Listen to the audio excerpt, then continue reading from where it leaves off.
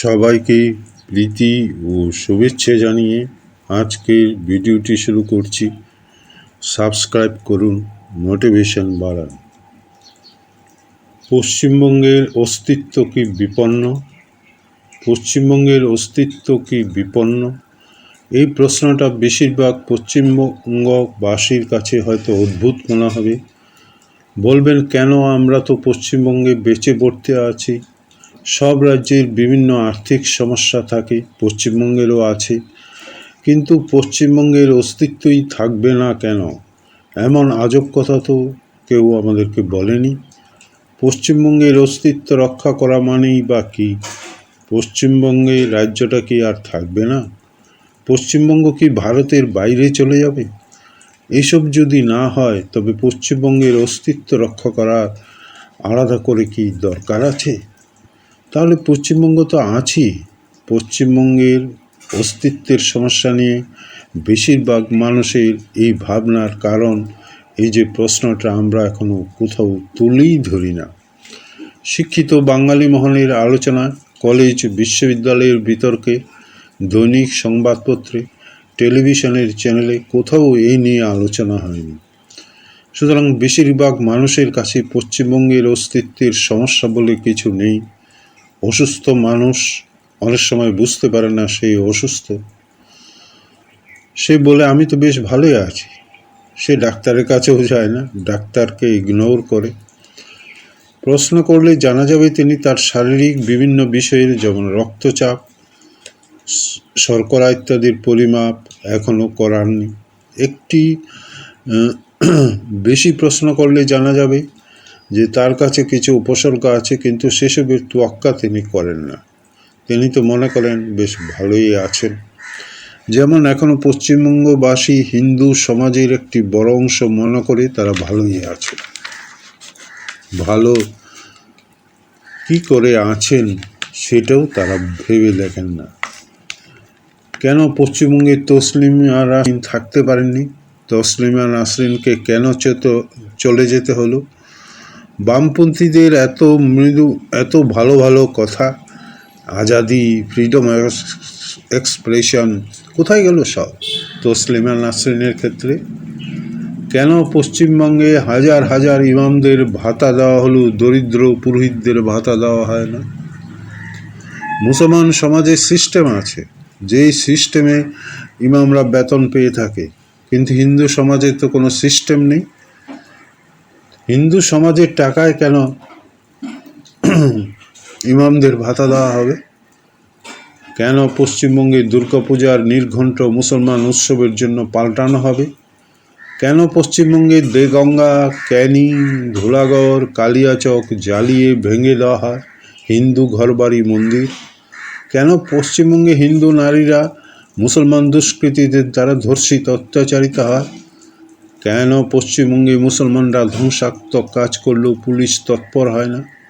কেন পশ্চিমবঙ্গে হিন্দু জনসংখ্যার শতাংশ কমতেই থাকবে, মুসলমানদের বাড়তি থাকবে? কোন পরিকল্পনার অনুসারে বাংলাদেশের মুসলিম অনুপ্রবেশকারীরা পশ্চিমবাংলায় ঢুকছে? রোহিঙ্গাদের কেন ঢোকানো হলো?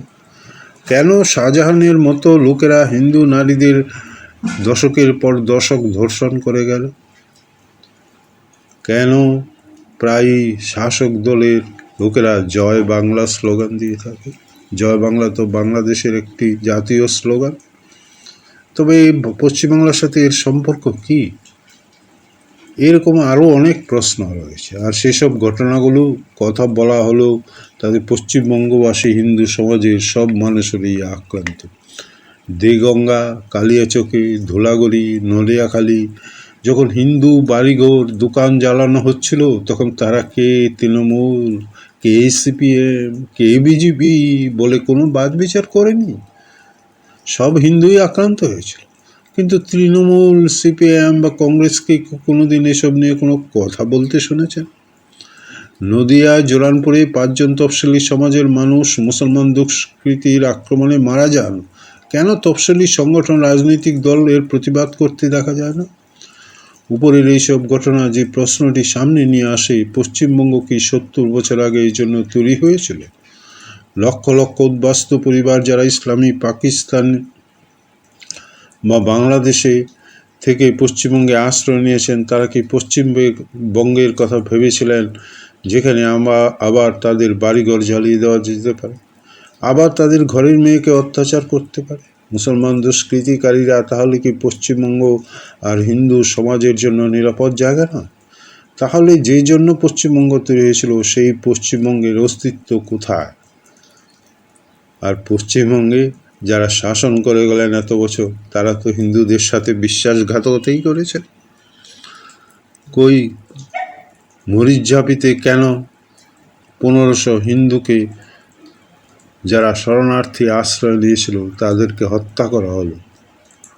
তাদেরকে কে ডেকে এনেছিল? এনেছিল তো বামপন্থীরাই। আবার তাদেরকে হত্যা করলো বামপন্থীরাই।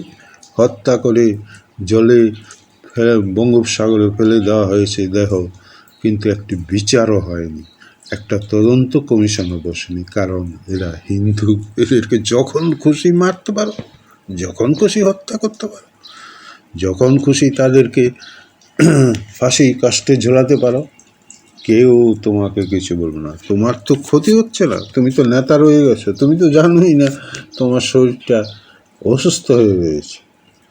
পশ্চিমবঙ্গ কেন কীভাবে তৈরি হয়েছিল, এই বিষয়টি পশ্চিমবঙ্গের স্কুল কলেজে ঠিকমতো জানানো হয় না। নতুন প্রজন্মের মানুষেরা জানেন না যে স্বাধীনতার সময় ইংরেজরা চক্রান্ত করে ভারতবর্ষকে ধর্মের নামে ভাগ করে দিয়ে যায়। এভাবেই বাংলা ভাগ হয়, পশ্চিমবঙ্গের সৃষ্টি হয়। যেই জন্য এখানে মাঝে মধ্যেই দুই বাংলা যে একই দেশ, তাদের এক ভাষা এক সংস্কৃতি, এরকম বেশ আবেগপূর্ণ কথা বলা হয়। সেই জন্য আমাদের জানা দরকার যে মুসলমান জনসাধারণ প্রতিনিধি দল মুসলিম লীগের ভারতবর্ষের মুসলমান প্রধান অংশগুলিকে নিয়ে আলাদা পাকিস্তান রাষ্ট্র গঠনের দাবিতে ভারত ভাগ হয়েছিল। 1947 সালে যখন ব্রিটিশ সরকার আর ভারতে রাজত্ব চালানোর শক্তি ছিল না, তখন তারা ভারতবর্ষকে এইভাবে ভাগ করে স্বাধীনতা প্রদান করে। এইভাবে পাকিস্তান উত্তর পশ্চিম সীমান্ত প্রদেশ পাকিস্তানের অন্তর্ভুক্ত হয়। পাঞ্জাব রাজ্যকে দুভাগ করে পশ্চিমের মুসলমান প্রধান অংশ যায় পাকিস্তানে এবং হিন্দু শিখ প্রধান অংশ থাকে ভারতে। 1941 সালে জনগণনা অনুযায়ী যুক্ত বাংলায় মুসলমানরা ছিল 56%, আর হিন্দুরা 44%। দুটো পক্ষের মধ্যে জনসংখ্যার ফারাক খুব বেশি ছিল না, কিন্তু মুসলিম লীগ ও কমিউনিস্ট পার্টি চেয়েছিল পুরো বাংলাই পাকিস্তানে যাক। জ্যোতিবাবু মুসলিম লীগের যত রকম সহযোগিতা করেছিল। যোগেন্দ্র মণ্ডল পাকিস্তানের জন্য তো মিছিল মিটিং সমস্ত করে। তাদের অবস্থান কী হয়েছে? জ্যোতিবাবু আর নিজের দেশে ফিরে যেতে পারেননি। যোগেন্দ্র মণ্ডল পাকিস্তান থেকে পালিয়ে আসতে হয়েছিল তিনি আইনমন্ত্রী হয়ে, কারণ লিয়াকত বলেছিলেন তোমাকে জেলে ঢোকাব। দ্বাদশ শতাব্দী থেকে 17দশ শতাব্দীর মুসলমান শাসনের অভিজ্ঞতা, পরে 1937 থেকে 1946 পর্যন্ত মুসলিম লীগ শাসনের অভিজ্ঞতায় বাঙালি হিন্দু জেনেছিল মুসলিম শাসিত কোনো স্থানেই তাদের কোনো ভবিষ্যৎ নেই। ফলে বাংলা ভাগ হবে না কিনা, কোনো দেশ যুক্ত হবে তা নিয়ে 1947 সালের 20 জুন বঙ্গীয় আইনসভায় ভোটাভুটি হয়। বাংলার হিন্দু প্রধান অংশগুলির প্রতিনিধি নিয়ে তৈরি হয়েছিল পশ্চিমবঙ্গের আইনসভা। এই ভোটে তফসিলি প্রতিনিধিরা সহ সব হিন্দু প্রতিনিধি বাংলা ভাগ করে পশ্চিমবঙ্গ গঠনের পক্ষে ভোট দেন। পশ্চিমবঙ্গ সেদিনই তৈরি হয়ে গেছিল। যে অসুস্থ রুগী বুঝে না শরীর তার অসুস্থ, যে ডাক্তার দেখায় না, তার কি মৃত্যু অনিবার্য নয়? তবে পশ্চিমবাংলার অস্তিত্ব সেই কারণেই সংকটে। পশ্চিমবাংলার নেতা মন্ত্রীরা যদি জয় বাংলা স্লোগান দেন, তবে বুঝতে হবে কোথাও একটা ষড়যন্ত্র হচ্ছে। কেন পশ্চিমবাংলা বামপন্থী কংগ্রেস সমস্ত দল, তৃণমূল সমস্ত দল বাংলাদেশ থেকে আসা অনুপ্রবেশকারীদের বিরুদ্ধে কিছু বলছে না?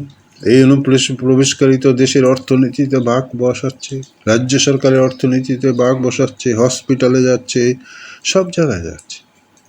আপনি নিরাপদ কি? আপনার ছেলেমেয়েরা নিরাপদ কি? শাহজাহান কেন সাহস পেল হিন্দু নারীদের ধর্ষণ করতে? হিন্দুর সংখ্যা তো কম নয়, পৃথিবীর কোনো দেশে এমন সংখ্যালঘুরা অত্যাচারিত হয় এর ইতিহাস নেই। এই শুধু হিন্দুর বেলায় সম্ভব। সবাইকে নমস্কার।